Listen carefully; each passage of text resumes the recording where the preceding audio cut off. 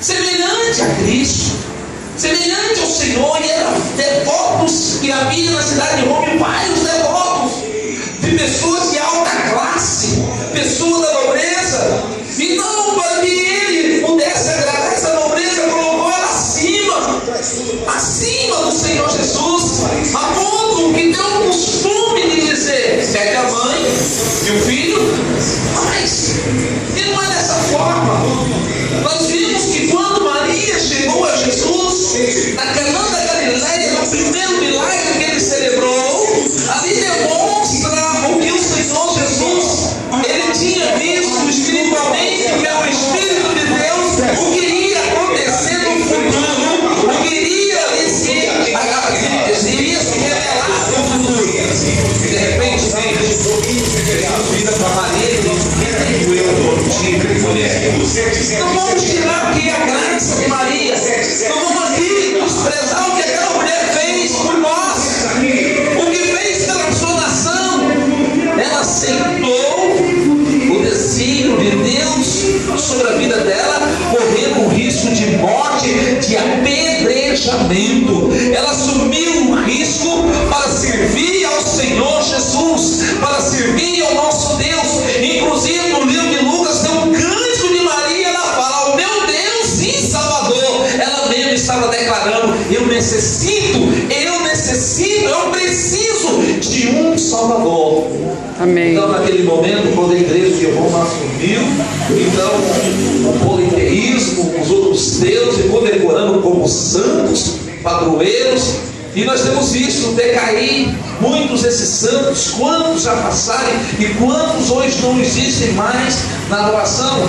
Por exemplo, São Jorge. São Jorge era um santo católico, um santo que a igreja adorava, um santo que a igreja ali regia, né, que manifestava as suas festas, e eles condecoraram uma festa chamando festa folclórica, né? Algo folclórico, algo histórico, né? E então a igreja de Roma, o papado, achou melhor então tirar o Jorge de vez. Jorge não faz mais dos santos da igreja católica, mas ainda lá no Rio de Janeiro tem uma igreja em cima do monte, onde tem um sacerdote ali da igreja católica. Ele está ataviado com seus paramentos, e está no meio dela o Jorge sentado.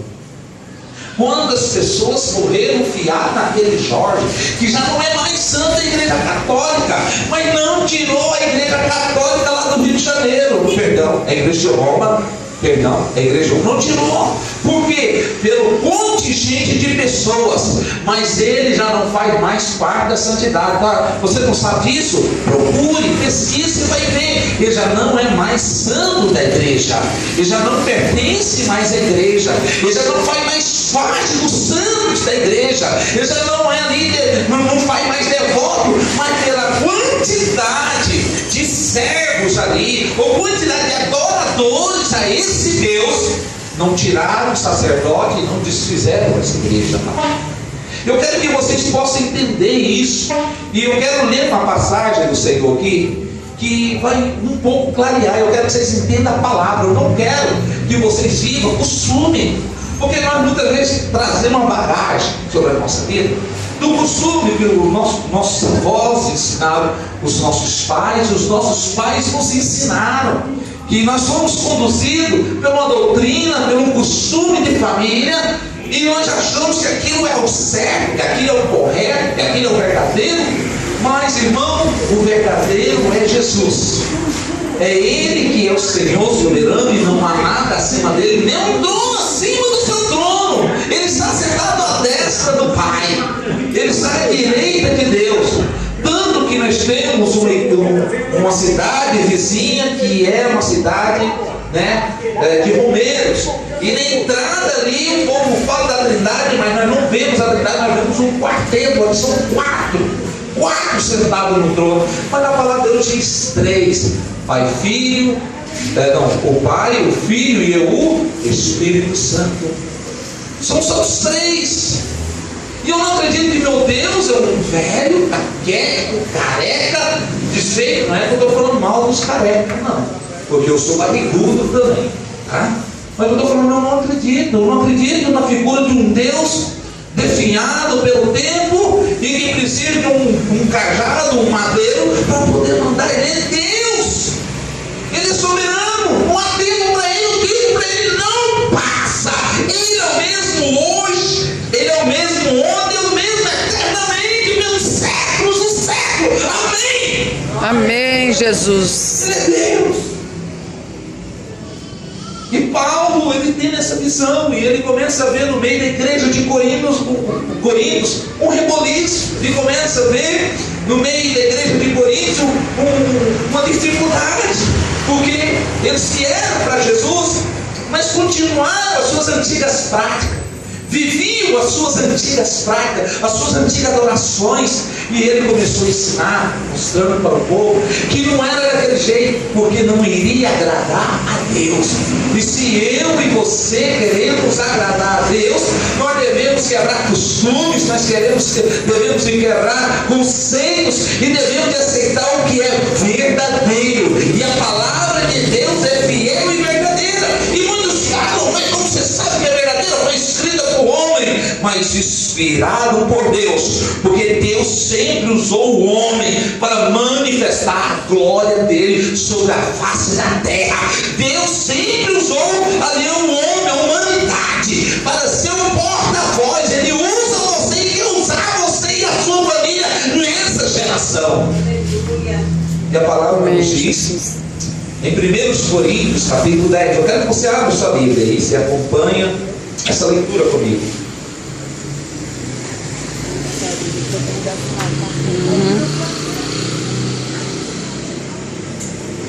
1 Coríntios capítulo 10, do versículo 14 ao 33. Eu vou até aproveitar, ainda vou pegar o versículo 1 do capítulo 11. Amém? Amém. Então, do capítulo 10, do versículo 14 até o versículo 1 do capítulo 10.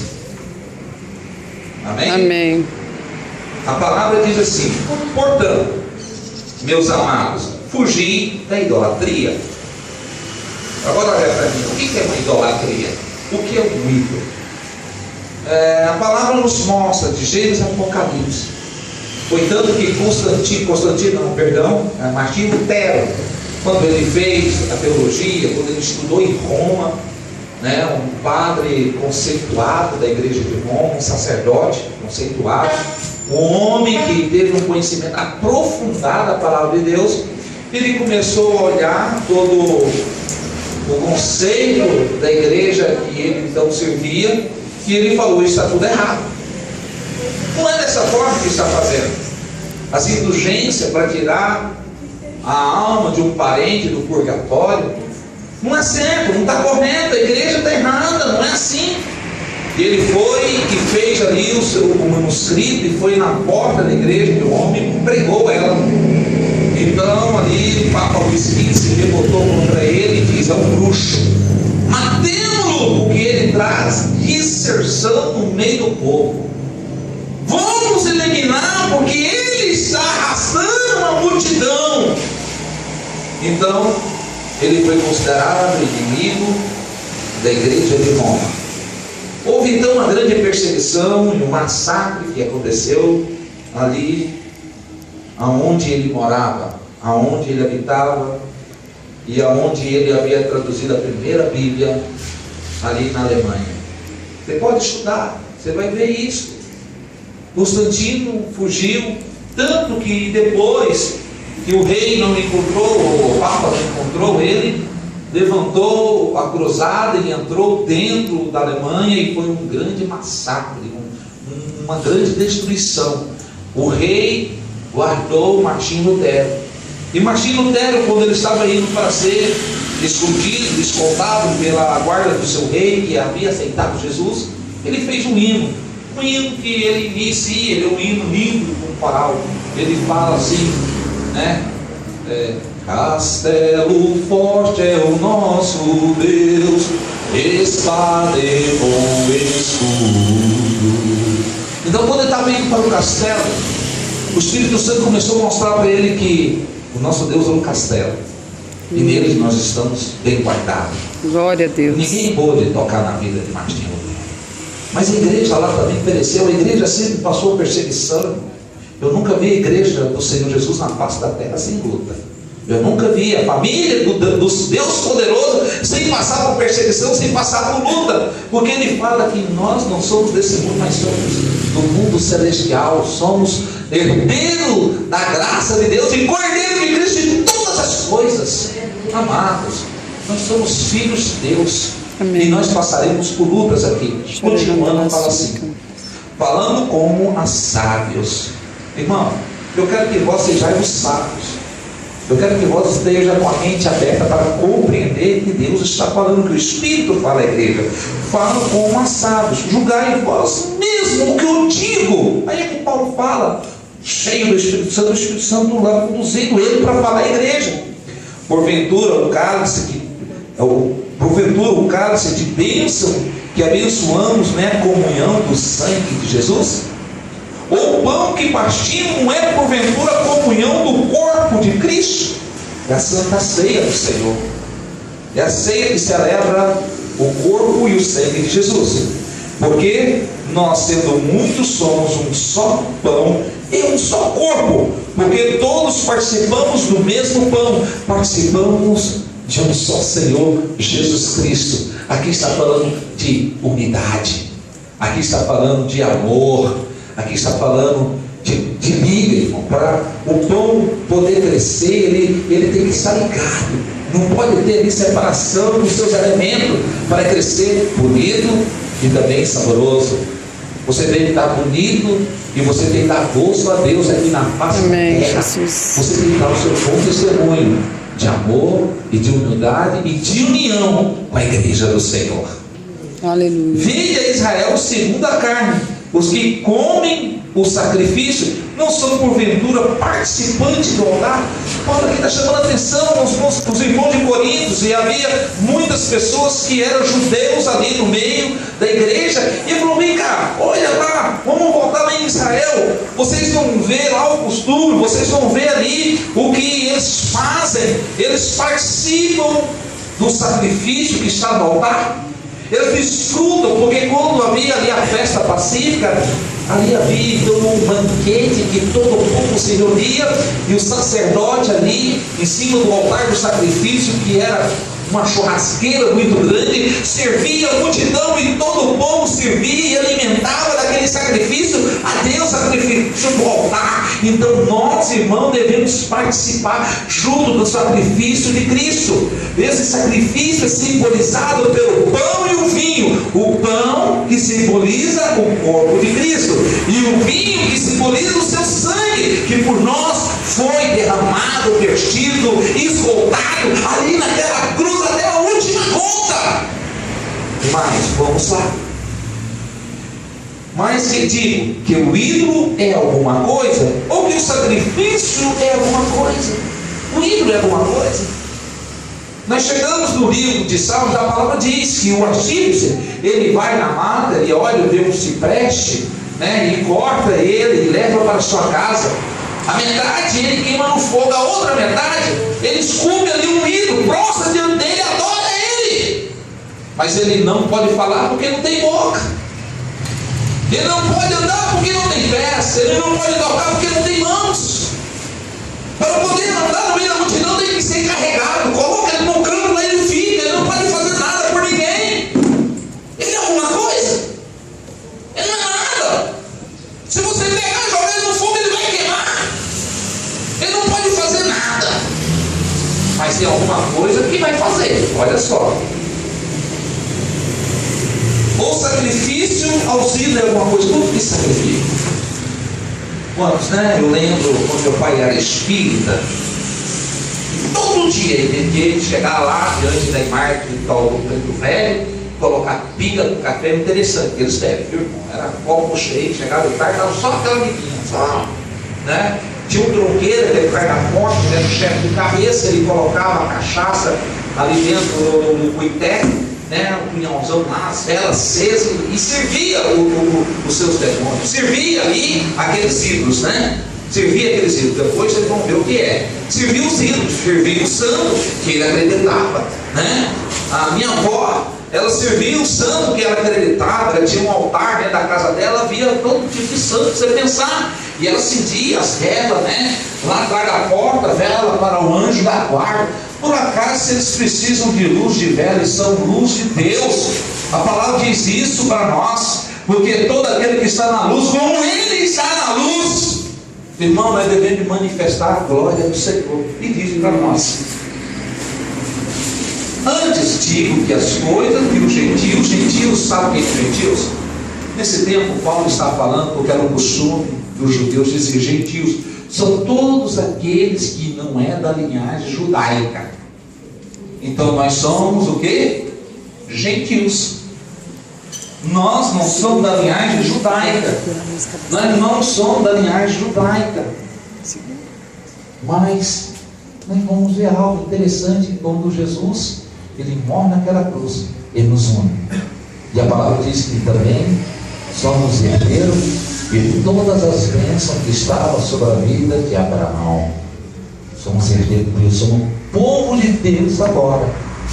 Mas ele está falando aqui daquele que não é da linhagem judaica, não é do povo judeu, é os gentios, né? Porque a pessoa é gentil, né? Opa, senta aqui, né? Chega um idoso dentro do ônibus, opa, com licença, senta aqui por gentileza, tem uma mulher gestante, ajuda a atravessar a rua.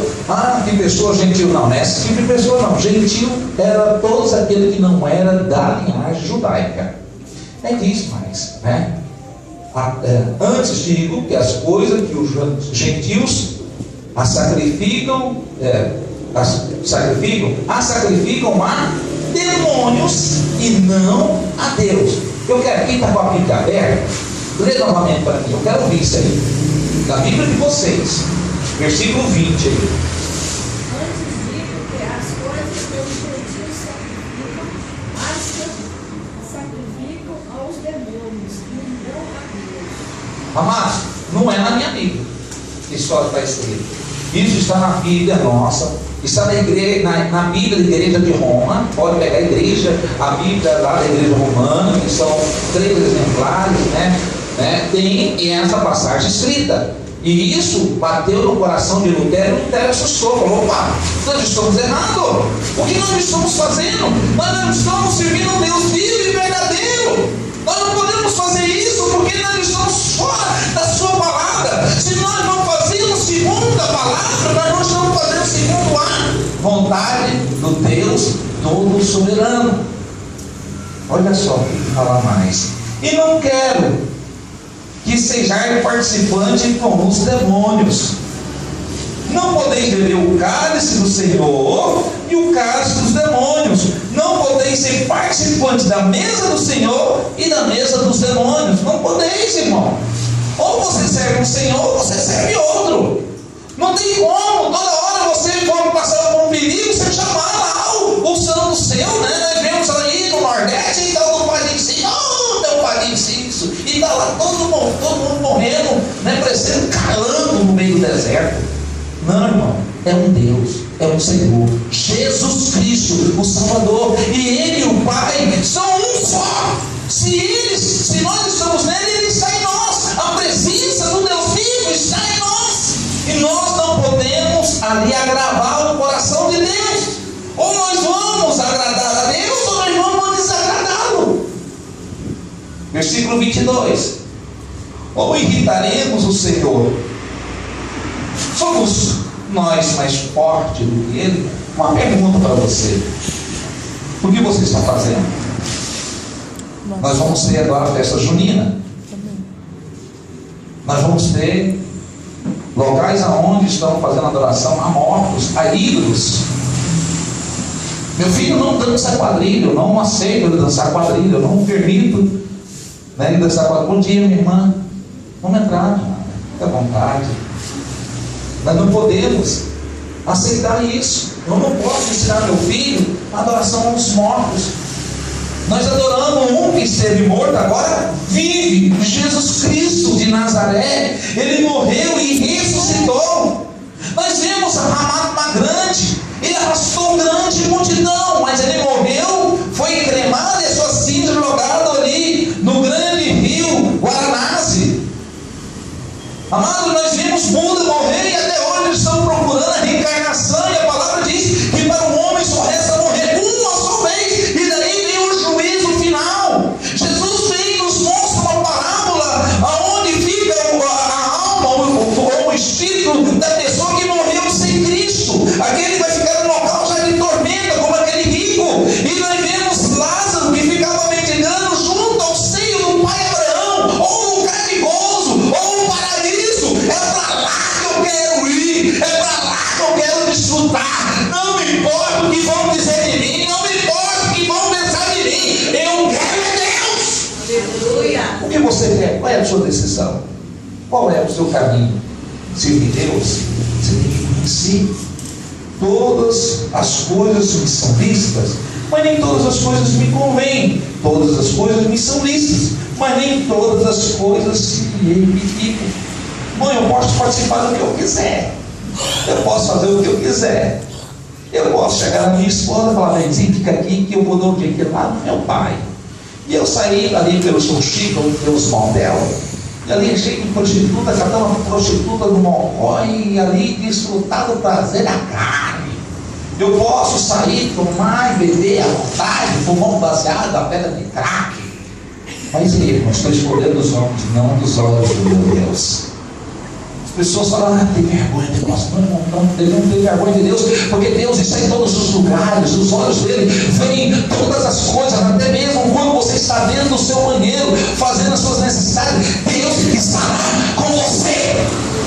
Ele está vendo o seu pensamento, ele está esquadrinhando a sua mente, ele está vendo algum desejo do teu coração.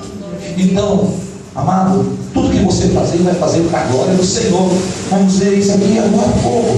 Ninguém busca um proveito para si próprio, antes cada um o que é do outro. Já viu isso? A gente não busca um proveito nosso, né? A gente, quando adquirimos um bem, nós queremos sempre o melhor. E quando alguém consegue algo melhor do que o nosso, nós falamos: por que não sou eu? Eu quero isso, eu quero isso. Né? E começamos, né, a invejar, começamos a desejar, começamos a amaldiçoar, começamos a declarar coisas que não é do coração de Deus.